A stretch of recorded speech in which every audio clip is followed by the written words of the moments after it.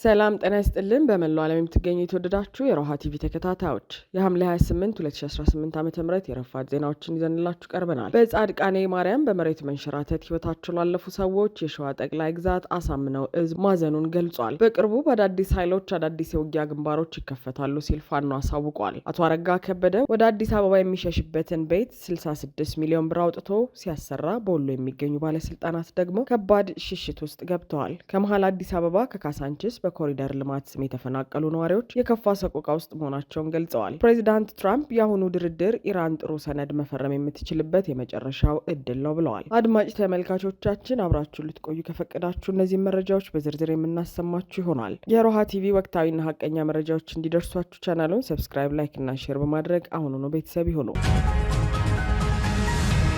በጻድቃኔ ማርያም በመሬት መንሸራተት ህይወታቸው ላለፉ ሰዎች የሸዋ ጠቅላይ ግዛት አሳምነው እዝ ማዘኑን ገለጸ። በትናንትናው ዕለት ሐምሌ 27 2018 ዓ.ም በታላቋ ደብረ ምጥማቅ ጻድቃኔ ማርያም ገዳም በደረሰው ድንገተኛ የመሬት መንሸራተት አደጋ የበርካታ ወገኖቻችን ህይወት ማለፉና ከባድና ቀላል የአካል ጉዳት መድረሱን ለአፋብን ሸዋ ጠቅላይ ግዛት አሳምነው እዝ እንዲሁም ለጠቅላላው ህዝባችን ጥልቅና እጅግ ከባድ የሆነ ሀዘንን ፈጥሯል ሲል እዙ በመግለጫው ገልጿል። ይህ ታሪካዊና ቅዱስ ስፍራ የብዙዎች መጽናኛና የጸሎት ቦታ በሆነበት ደረሰ የተባለው የአሰቃቂ አደጋ የ14 ወገኖቻችንን ህይወት ቀጥፎ ሄደ። 5 ወገኖቻችንን ለከባድ አካል ጉዳት እንዲሁም 2 ወገኖቻችንን ለቀላል ጉዳት የዳረገ ልብ ሰባሪ ክስተት ሆኗል። የወገኖቻችን ድንገት ማለፍና መጎዳት ልብ ሰባሪ ክስተት ነው ብሏል። የአፋብን ሸዋ ጠቅላይ ግዛት አሳምነው እዝ በአደጋው ህይወታቸውን ላጡ ወገኖቻችን የተሰማውን መራርና ጥልቅ ሀዘን እየገለጸ ለወዳጅ ዘመዶቻቸው፣ ለገዳሙ ማህበረሰብና ለመላው ህዝባችን መጽናናትን ይመኛል። ልዑል እግዚአብሔር የሞቱትን ወገኖቻችንን ነፍስ በአብርሃም በይስሐቅ እና በያዕቆብ አጠገብ በገነት ያኖርልን። በጽኑ ተጎድተው በሕክምና ላይ የሚገኙትን ወገኖቻችንን ፈጣሪ በቸርነቱ ቁስላቸውን ይዳብስልን። ፈጣሪ ምሕረቱን ያወርድላቸው።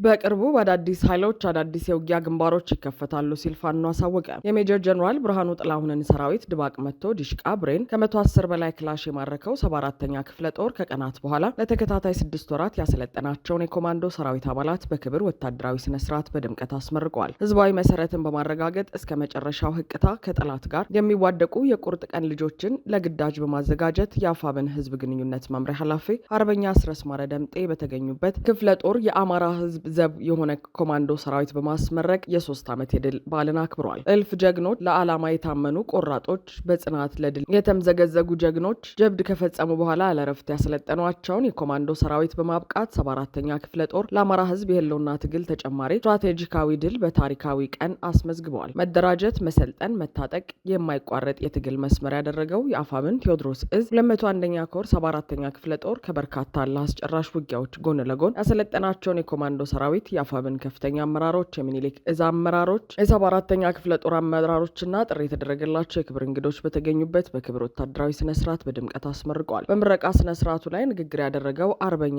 አስረስ አብይ አህመድ ወድቋል ሽኝቱን የቀረው ያለው አስረስ ማረ አብይ የወደቀው ንጹሃን አማራዎች ላይ ጥይቱን ያዞረ ቀን ነው ብሏል። አብይም ይወድቃል ስትሉ ነው የሰማችሁ። አብይ ወድቋል፣ ሽኝቱ ነው፣ ቀብሩ ነው የቀረው። አብይ የወደቀው ወደ ንጹህ አማራ የተኮሰ ቀን ነው። አብይ አህመድ የወደቀው አጨብጭበን ረጃጅም ሰንደቅ ዓላማዎች ዘርግተን በለውጥ ተስፋ ውስጥ ነን በደስታ የደገፈውን የአማራን ህዝብ የካደ ቀን። አብይ የወደቀው ሀገር የገነባውን የአማራ ህዝብ ጠመንጃ አልባ አርጌ ጉልበት አልባ አርጌ ትጥቅ አስወርጄ ቀበቶን ፈትቼ ባሪያ አረጋለሁ ብሎ ያሰበቀው የወደቀው። አብይ የወደቀው መላው ኢትዮጵያን በጦርነት አዙሪት ውስጥ ለማስገባት የወሰነ ቀን። አብይ የወደቀው በህግ ሳይሆን በፖሊሲ ሳይሆን በአዋጅ ሳይሆን በመመሪያ ሳይሆን በእሱ ደመነፍስ ሀገር እመራለሁ ብሎ የወሰነ ቀን። አብይ አህመድ የወደቀው የኢትዮጵያን ብሔራዊ ጥቅም እንዲያስከብር የተደራጀውን መለዮ ለባሽ የሀገሪቱን መከላከያ ሰራዊት የራሱን ህዝብ እንዲወጋ ስምሪት የሰጠቀን። አብይ አህመድ የወደቀው የተባበሩት አረብ ኤምሬትስ ድሮኖችን ተውሶ በኢትዮጵያውያን ላይ የተኮሰ ቀን። አብይ የወደቀው መናንያንን፣ ገዳማውያንን፣ አርሶ አደሮችን፣ እናቶችን በእርሻ ማሳቸው፣ በገዳማት፣ በአብያተ ክርስቲያናት፣ በገበያ፣ በተለያየ ቦታ በመደበኛ እንቅስቃሴያቸው ላይ እያሉ በድሮን እንዲመቱ ትዕዛዝ የሰጠ ቀን ነው። አብይ የወደቀው የኢትዮጵያን አየር ኃይል ምድቦች ለአረብ ኤምሬቶች የሸጠ ቀን ነው። የለም አንድ መንግስት በመንግስትነት ሊቆም የሚችለው በማህበረሰቡ ውስጥ በማህበረሰቡ ልቦና ውስጥ መንግስት አለኝ፣ ህግ አለ፣ ስርዓት አለ ተብሎ ሲታሰብ ነው። እንደዛ የሚያስበው የለም ዛሬ አብይ አህመድ ከፋፋይ ነው ያለው አርበኛ አስረስ ከሰሞኑ እንኳን ባደረገው ንግግር አማራው ከትግሬው ጋር ከኦሮሞ ጋርና ከሌሎች ህዝቦች ጋር እንዳይሰራ ሲከፋፍል ነበር ብሏል። ከሰሞኑ እንኳን የሚናገራቸው ነገሮች አይታችሁ እንደሆነ አማራው አንድ የኃይልና የፖለቲካ ማዕከል እንዳይኖረው፣ አማራው ከሌላው ህዝብ ጋር እንዲጋጭ፣ ትግሬው ከአማራው ጋር አንድ እንዳይሆን፣ ኦሮሞ ከአማራው ጋር አንድ እንዳይሆን ሲሰራ ሲናገር ሲያቅድ ነው የምታዩት። የቀረው ሽኝቱ ነው። እንደናንተ አይነት አዲስ ጉልበት አፍላ ወጣት ፖለቲካ የታጠቀ ሐሳብ የታጠቀ ጠመንጃ የታጠቀ ሰራዊት በተከታታይነት በሚያደርገው ዘመቻ ሙሉ በሙሉ ሽኝቱ ይጠናቀቃል። አርበኛ አስረስ በአገዛዙ መወገድ ላይ የማያወላውል አቋም ካላቸው ኃይሎች ጋር አገዛዙን እናስወግዳለን ያለ ሲሆን በቅርቡ አዳዲስ ግንባሮች በአዳዲስ ኃይሎች ይከፈታሉ ብለዋል። የጦርነቱ መልክና ገጽታም ፈጽሞ ሊቀየር ይችላል ያለው አስረስ በኢትዮጵያ ህልውና ላይ የጸና አቋም ካላቸው ኃይሎች ጋር ይህን አገዛዝ ለማስወገድ በትብብር እንሰራለን ሲል ገልጿል። ከዓመታት በኋላም ቢሆን ብቻችንን ይህንን ግዙፍ ኃይል ተዋግተን ለረጅም ጊዜ ሰርቫይቭ ካደረግን በኋላም ቢሆን አሁን ላይ ጦርነቱን ሌሎች ኃይሎችም የመቀላቀል አዝማሚያ እያሳዩ ነው። በቅርብ ቀን አዳዲስ ግንባሮች ሊከፈቱ ይችላሉ። የጦርነቱ መልክና ገጽታ ሊቀየር ይችላል። አገዛዙን ከሚዋጉ በተጨባጭ በአገዛዙ መወገድ ላይ በብልጽግና መወገድ ላይ የማያወላዳ አቋም ያላቸው ጋር እና በኢትዮጵያ ሁለንተናዊ ህልውና ላይ የጸና አቋም ካላቸው ጋር ተባብረን ይሄን አገዛዝ ለማስወገድ ቆርጠን የተነሳንበት ወቅት ላይ ነው የምንገኘው። የማንነታችንን፣ የወሰኖቻችንን፣ የርስቶቻችንን፣ የአጽመ ርስቶቻችንን ዕጣ ፋንታ በመወሰን ረገድ ዛሬ ላይ ትልቅ ወደ ግራም ወደ ቀኝም ማድረግ ማበላሸትም ማጽናትም ማቅናትም የመቻል እድል የተፈጠረለት አብይ አህመድ መንበረ መንግስቱን ስለያዘን እምንታገለው ስልጣን ለመያዝ ነው የምንለው። ለዛ የአማራ ህዝብ በልኩ በኢትዮጵያ ስርዓተ መንግስት ውስጥ የሚወስንበትን እድል፣ መብቱን የሚያስከብርበትን እድል፣ ህልውናውን የሚያስከብርበትን እድል፣ ዘላቂ ሰላሙን የሚያስከብርበትን እድል፣ ለሌላው ህዝብ ጭምር ዋስትና የሚሆንበትን እድል የሚፈጥር ነባራዊ ሁኔታ እስከሚፈጠር ድረስ ትግላችን ለአፍታም አይቆም። እዚህ ዙሪያችን የከበበውን መከላከያ ሰራዊት በመግደል በማስወገድ ብቻ አይደለም የኛ ትግል የሚቆመው። የኛ ትግል መቋጫው ሁሉም ኢትዮጵያውያን በሰላም የሚኖሩባት የአማራ ህዝብ ዕጣ ፈንታ በልጆቹ የሚወሰንባት የጸናች ኢትዮጵያ እንድትፈጠር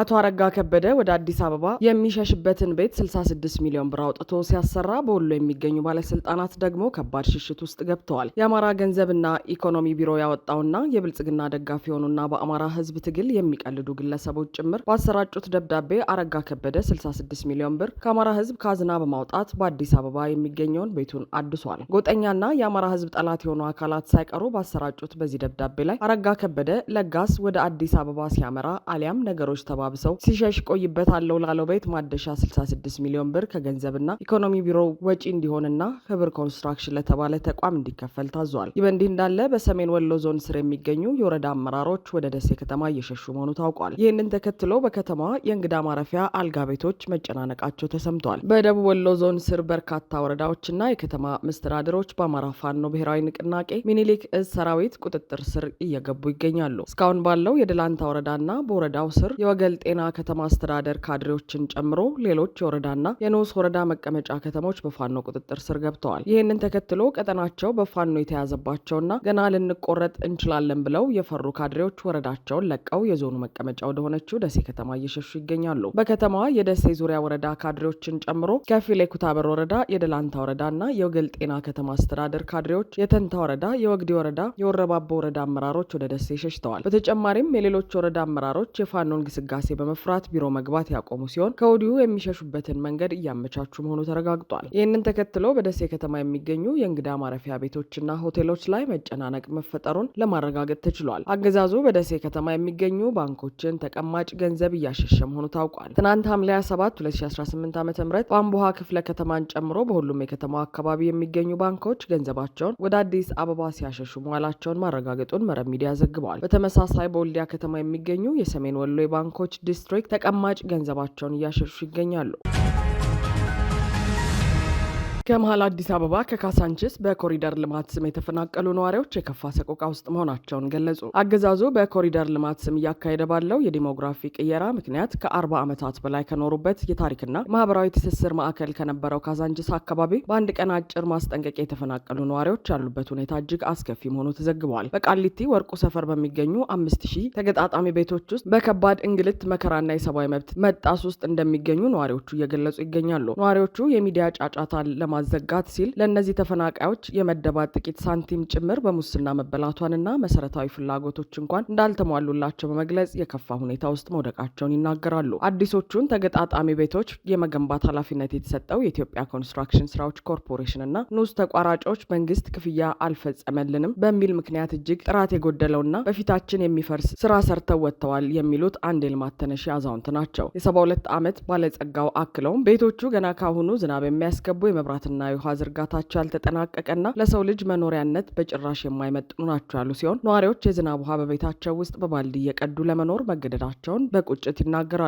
ከቤት ጥራት መጓደል በተጨማሪ አካባቢው የመሰረተ ልማት ችግር ሌላው አስከፊ ፈተና ሆኖባቸዋል። ወደ ሰፈሩ የሚያስገባው መንገድ ሙሉ በሙሉ በመበላሸቱና በጭቃ በመሸፈኑ ምክንያት ተሽከርካሪዎች የሚሰበሩበት፣ ህጻናትና አረጋውያንን ጨምሮ ነዋሪዎች ወጥተው መግባት የማይችሉበት አሰቃቂ ሁኔታ ተፈጥሯል የሚሉት ሌላው የቀድሞ የካዛንቺስ ቀደምት ነዋሪ ናቸው። ይህንኑ ምሬትና እንግልት ለክፍለ ከተማ አመራሮች ያቀረቡት ነዋሪዎች ለችግራቸው አፋጣኝ መፍትሄ ከማግኘት ይልቅ ለልማት ተባባሪ አይደላችሁም የሚል ውንጀላና ከንቲባዋ ቤቶቹን ልትመርቅ ስትመጣ ይሰራላችኋል የሚል የፌዝ ምላሽ እንደተሰጣቸው ገልጸዋል። በሺዎች የሚቆጠሩ ተጨማሪ ቤቶች ተሰርተው እስኪያልቁ ድረስ በዚህ አሰቃቂ ሁኔታ ውስጥ እንዴት መቆየት እንደሚችሉ ግራ መጋባታቸውን ገልጸዋል። አብይ በሁለት አበይት ምክንያቶች በመሃል ከተማው የኮሪደር ልማትን በሽፋንነት በመጠቀም ነባር ነዋሪዎችን እያፈናቀሉ ነው። አንደኛው ምክንያት የዲሞግራፊ ቅየራ ሲሆን ሌላኛው ደግሞ የመሃል ከተማዋን ቦታ በውድ ዋጋ ለተባበሩት አረብ ኤምሬቶችና ለሌሎች ባለሀብቶች ለመሸጥ በማለም ነው። በዚህም የሌሎች አካባቢዎችና የካሳንቺስ ነዋሪዎች ያለበቂ ካሳና ዝግጅት ወደ ከተማዋ ዳርቻዎች መወርወራቸው ማህበራዊና ኢኮኖሚያዊ ቀውስ ፈጥሮባቸዋል። ለ40 ዓመታት ከኖሩበት ሞቅ ያለ ቤታቸው በድንገት ተነስተው ኃላፊነት በጎደለው ሁኔታ ወደዚህ አካባቢ መወርወራቸው በእጅጉ እንዳሳዘናቸው ነዋሪዎች ይናገራሉ።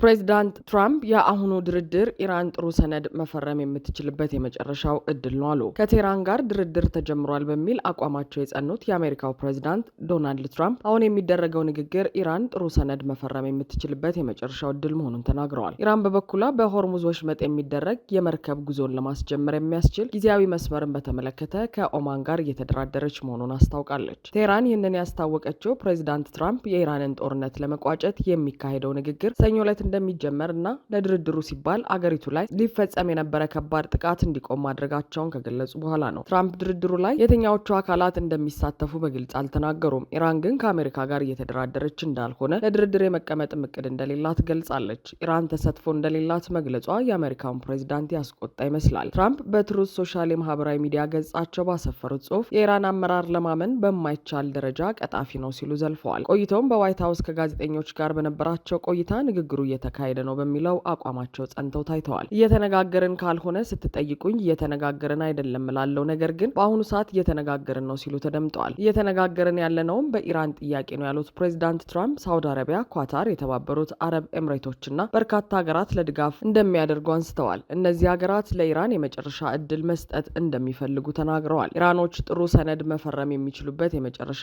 እድል ይህ ነው ብለዋል። አሜሪካና ኢራን ለመውሰድ ካቀደችው እርምጃ ከመተግበሯ በፊት የቀረበ የመጨረሻ እድል መሆኑንም አክለዋል። ፕሬዚዳንቱ ባለፈው ሳምንት መጨረሻ ላይ ስምምነቱን ወሰኖች በተመለከተ ስምምነት ላይ መደረሱን ተናግረው ነበር። የሚደረገው ስምምነት በኢራን የተዘጋውና የነዳጅ ዋጋ እንዲንር ምክንያት የሆነው ሆርሙዝ ወሽመጥ መልሶ እንዲከፈት እንደሚያደርግም ጠቅሰዋል። ትናንት ሰኞ ቴህራን ውስጥ ጋዜጣዊ መግለጫ የሰጡት የኢራን ውጭ ጉዳይ ሚኒስትር ቃል አቀባይ እስማኤል ባጋይ ግን አገሪቱ ከአሜሪካ ጋር ንግግር እያደረገች አለመሆኑን ተናግረዋል። ይሁን እንጂ በሆርሙዝ ወሽመጥ ደህንነቱ የተጠበቀ ጉዞ እንዲደረግ የሚያስችል ጊዜያዊ የባህር መጓጓዣ መስመር የሚመሰረትበትን መንገድ በተመለከተ ከኦማን ጋር እየተነጋገሩ መሆኑን ገልጸዋል። ትራምፕ ድርድር እየተካሄደ መሆኑን በድጋሚ ከተናገሩ በኋላ በዓለም አቀፍ ገበያ የድፍድፍ ነዳጅ ዋጋ መለኪያ የሆነው ብሬንት ዋጋው በ4.5 በመቶ ወርዶ በበርሜል $83.98 ተሽጧል። አድማጭ ተመልካቾቻችን የሰዓቱ የሮሃ ቲቪ ዜናዎች የተከታተላችኋቸውን ይመስሉ ነበር። አብራችሁን ስለነበራችሁ ከልብ እናመሰግናለን። ሰላም።